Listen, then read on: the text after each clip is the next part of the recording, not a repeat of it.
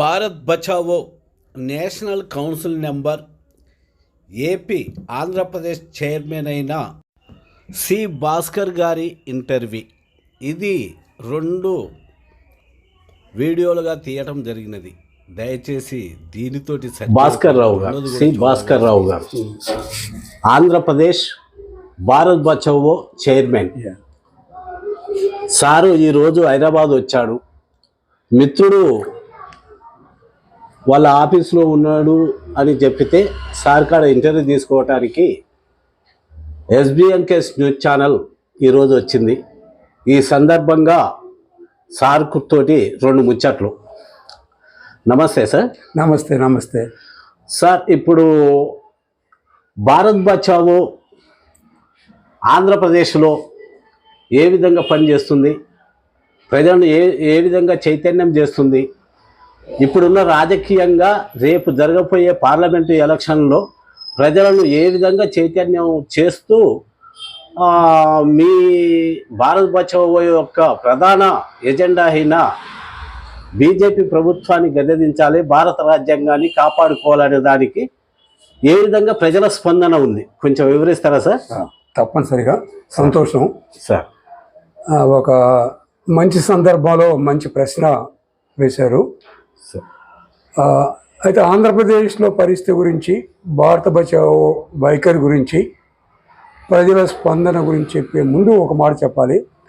భారత బచావో ఆంధ్రప్రదేశ్కి మాత్రమే పరిమితమైనటువంటి పౌర వేదిక కాదు సార్.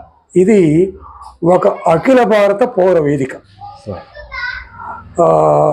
మీకు తెలుసు, ఈ పౌర వేదిక మొట్టమొదటిసారిగా 2022 నవంబర్ 19, 20 తారీఖుల్లో హైదరాబాద్లో దగ్గర 300-400 మంది మేధావులు, ఇతర రాష్ట్రాల నుంచి వచ్చినటువంటి రిటైర్డ్ జడ్జీలు, ప్రొఫెసర్లు, ఐఏఎస్ అధికారులు, వీళ్ళందరిలో ఉన్నటువంటి ఒక సదస్సులో ఇది హైదరాబాద్లో ఏర్పడింది, ఆవిర్భవించింది సార్. తర్వాత అది ఆంధ్రప్రదేశ్లో మొదటిసారిగా 2023 జనవరిలో ఇది దగ్గర అన్ని రాజకీయ పార్టీల్ని, అంటే బీజేపీ యొక్క తప్పుడు రాజకీయాల్ని, అంటే మతతత్వ, కార్పొరేటు, బానిసత్వ రాజకీయాలని వ్యతిరేకించే అన్ని శక్తుల్ని కూడా ఆ యొక్క సదస్సు ఆహరించారు. సిపిఐ దగ్గర నుంచి విరసన వరకు అందరినీ కూడా ఆహ్వానించడం, ఇతర దళిత బహుజన సంస్థల వారిని కూడా, చివరికి కాంగ్రెస్ వారిని కూడా మేము ఆహ్వానించాము. ఆ సందర్భంగా మేము చెప్పింది ఏంటంటే, ఈవెన్ భారతీయ జనతా పార్టీలో ఉన్నటువంటి మోడీ విధానాలను వ్యతిరేకించే వాళ్ళు ఎవరుంటే వాళ్ళు కూడా భారత బచావోలోకి రావచ్చు అని చెప్పి మేము అంత విశాలంగా ఈ భారత బచావోని ఉంచదలుచుకున్నాం. ఎందుకంటే 2014 వరకు సాగిన పరిపాలన ఒక విధంగా ఉంటే 2014 నుంచి ఈ దేశంలో పరిపాలన మరొక రకమైన ఉంది. ఒక మౌలికమైన తేడానే ఉంది. ఆ తేడా భారత బచావో దృష్టిలో ఏంటంటే, 2014లో ఉన్న ప్రభుత్వం చివరికి వాజ్పేయి ప్రభుత్వంతో సహా, భారతీయ జనతా పార్టీ వాజ్పేయి ప్రభుత్వంతో సహా ఈ దేశాన్ని ఏకమత దేశంగా, ఈ సమాజాన్ని ఏకమత సమాజంగా, ఈ సమాజాన్ని ఏకభాషా దేశంగా మార్చేటువంటి ఎజెండా ఎవ్వరికీ దాదాపు ఆచరణ లేదు. కానీ సిద్ధాంతం రీత్యా వాజ్పేయి కావచ్చు, అద్వానీ కావచ్చు, మోడీ కావచ్చు, అందరికీ సిద్ధాంతం ఉంది. వాజ్పేయి కాలంలో ఇది బయటపడలేదు, కాలం కలిసి రాలేదు కనుక అని చెప్పేసి మేము అనుకుంటున్నాం. ఇక మనం భారతీయ జనతా పార్టీకి చూడకూడదు. చూస్తే మనం ఒక అవగాహనకు రాలేము.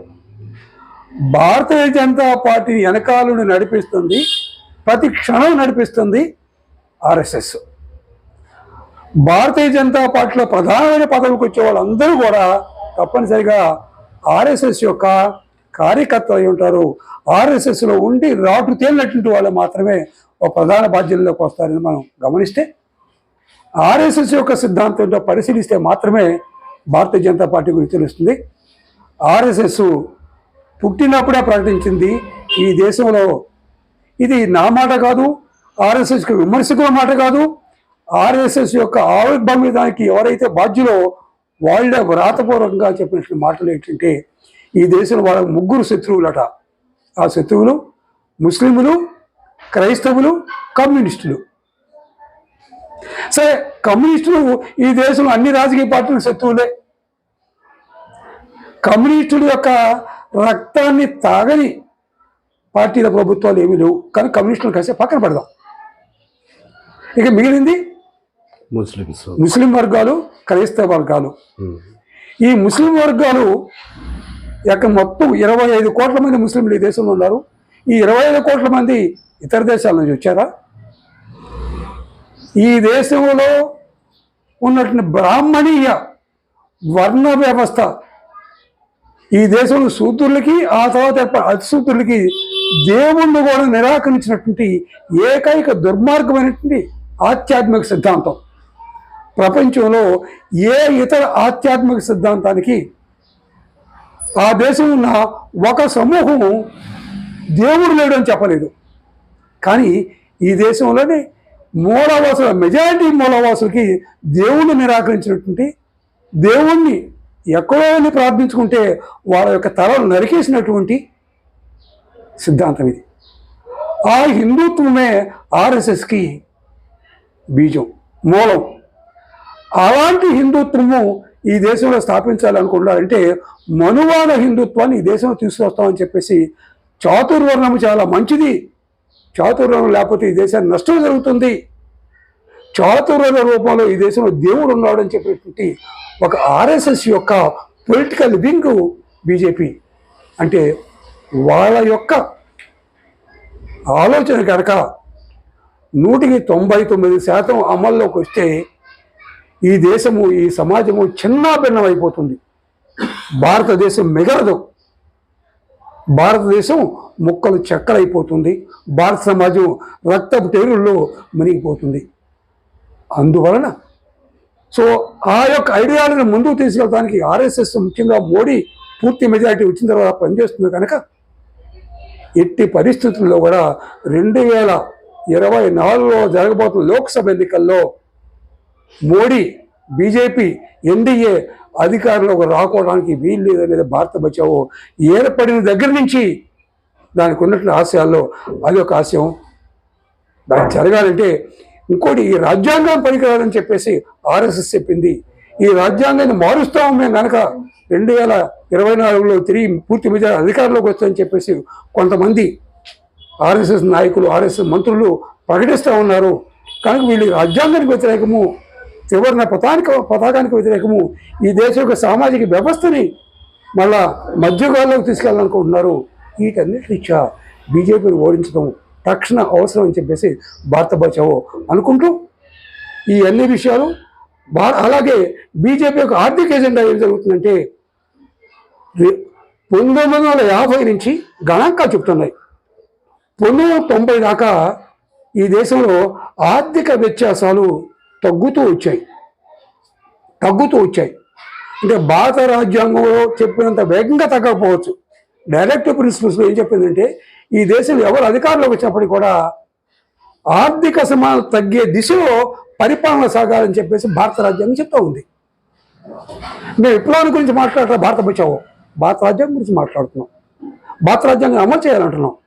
కానీ 91, 92 నుంచి క్రమక్రమంగా ఆర్థిక అసమానతలు పెరుగుతూ వస్తున్నాయి. 2014 నుంచి ఆర్థిక అసమానతలు శరవేగంతో పెరిగిపోయి ఇవాళ ఈ దేశం యొక్క మొత్తం సంపదలో దగ్గర 47% సంపదని ఈ దేశంలో ఉన్న 1% కుబేరుల దగ్గర, 47% సంపద 1% కుబేరుల దగ్గర. అంటే 100 మంది ఉన్నారనుకుంటే వాళ్ళలో ఒక్కడి దగ్గర సంపద 100 రూపాయలు అనుకుంటే 47 రూపాయలు ఒక్కడి దగ్గరే ఉంది. ఈ దేశంలో ఈ 100 మందిలో 50 మంది దగ్గర ఉన్న సంపద ఎంత అంటే 17%, 17 రూపాయలే. అంటే ఒక తీవ్రమైన అసమానత. ఈ 10 సంవత్సరాల కాలంలో అసమానత దగ్గర దగ్గర 800% పెరిగిందని చెప్పేసి ప్రభుత్వ గణాంకాలే చెబుతూ ఉన్నాయి. మరి సంవత్సరానికి 2 కోట్ల ఉద్యోగాలు ఇస్తారంటే సంవత్సరానికి 50 లక్షల ఉద్యోగాలు పోతూ ఉన్నాయి. రేట్లు గతంలో ఏనాడు కన్నా చాలా విపరీతంగా పెరిగిపోతున్న పరిస్థితి. అంతేకాదు రాముడు చాలా పవిత్రని చెప్తున్నారు వాళ్ళు. మోడీ గారు వెళ్ళి అయోధ్యలో రామాలయాన్ని ప్రారంభించాడు. నిజమైన హిందువు వాళ్ళు చెప్పే హిందువా? ఎందుకంటే మరి హిందూ పీఠాధిపతులంతా కూడా నువ్వు తప్పుడు పని చేస్తున్నావు, రామాలయం పూర్తి కాకముందే నువ్వు వెళ్ళి దాన్ని ప్రారంభిస్తున్నావు, అసలు దాన్ని ఎవరు ప్రారంభించాలి ఆ హిందూ మత సాంప్రదాయం ప్రకారం అని చూస్తే వేద పండితులు ప్రారంభించాలి. ఇతని అర్హత ఎక్కడుంది? అంటే అర్హత లేని పనులు ఏది?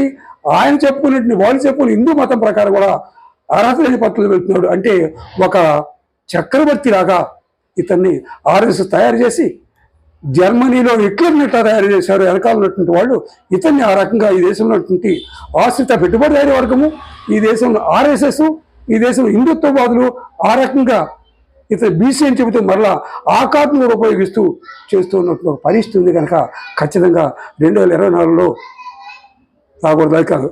అధికారంలో రాకూడదంటే మరి ఎవరిని? వాళ్ళు ఎన్నికల్లో ఉపయోగించి అధికారంలోకి వచ్చారు. ఒక సైనిక తిరుగుబాటును దీన్ని ఉపయోగించుకుని రాలా, ఇక్కడ ఎన్నికలనే ఉపయోగించుకొచ్చారు. ఈ రోజున పోనీ ఈ దేశంలో ఒక విప్లవం వచ్చి ఇప్పటికిప్పుడు ఆ రాజ్యాన్ని కొలిదేసే పరిస్థితి ఉందా? ఎక్కడ మాకు కనుచూపు మేరలో ప్రస్తుతానికి అది కనిపించలేదు భారత బచావుకి. కానీ జరగాల్సింది ఏంటి? మరలా ఎన్నికల ప్రాసెస్ ద్వారానే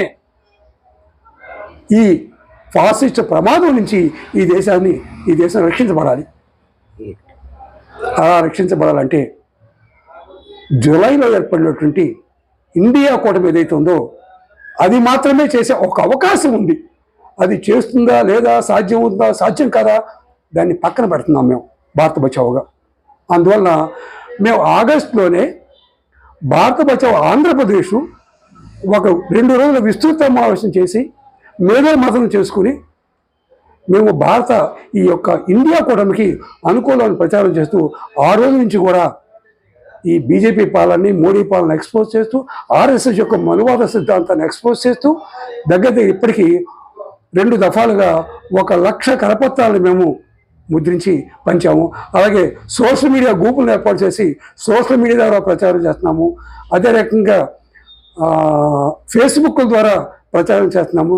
దానితో పాటుగా సదస్సులు పెడుతున్నాం. ఈ నెలలోనే మార్చి 17వ తారీఖున విశాఖపట్నంలో సుమారుగా 350 మంది మేధావి వర్గం పిలిచి అక్కడ ఒక సదస్సు ఈ ఆయన ప్రభాకరు పరకాల ప్రభాకర్ ఆయన ఒక అద్భుతమైనటువంటి బుక్ రాశాడు, the crooked timber of India. అంటే ఇది ఒక అడ్డదిడ్డమైన కలపలాగా తయారైపోయింది. The crooked timber of New India. అంటే ఈ యొక్క మోడీ గారు ఒక న్యూ ఇండియా నిర్మిస్తున్నారు, విశ్వగురు అనేటువంటి ఇండియా నిర్మిస్తున్నారు. ఈ విశ్వగురువు ఎంత వంకర టెంకరగా ఉంది దీని అవయవాలని చెప్పేసి ఆయన అనేక ఉదాహరణలతో ఆయన ఉపన్యాసాన్ని ఏర్పాటు చేస్తే 2 గంటల పాటు సాగితే ఆ 300 మంది మేధావులు అలాగే కూర్చున్నారు. చాలా అద్భుతంగా ఈ బీజేపీని ఎందుకు ఓడించాలి. ఆయన భార్య ఫైనాన్స్ మినిస్టర్ నిర్మలా సీతారామన్ సెంట్రల్లో. ఆమె కూడా మరి రిలైజ్ అయిందేమో, నా దగ్గర డబ్బులు లేవు కనుక నేను ఎన్నికల్లో నిలబడని చెప్పేసి ఇచ్చిన టికెట్ని ఆవిడ తిరస్కరించింది. ఇప్పుడు